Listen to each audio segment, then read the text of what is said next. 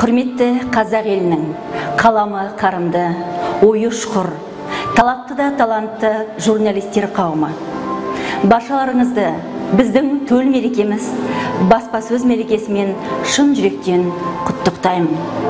Біз қазақ елінің ертеңі, қазақ елінің көзі, құлағы һәм тілі болып табылатын журналистер қауымымыз. Еліміздің мұңы мен жоғын жоқтап, ұлттық дүниелерімізді түгендеп, тілімізді көркейтуде бізге жүктелген міндет. Қарлығаштың қанатындай су сеуіп, ана тіліміздің көркеюіне, еліміздің тәуелсіздігінің беки түсуіне біз баршамыз бірлікте қызмет ете білейік. Баршаларыңызды мерекелеріңізбен құттықтай отырып, әрқайсыларыңызға қаламдарыңыз қайырылмасын.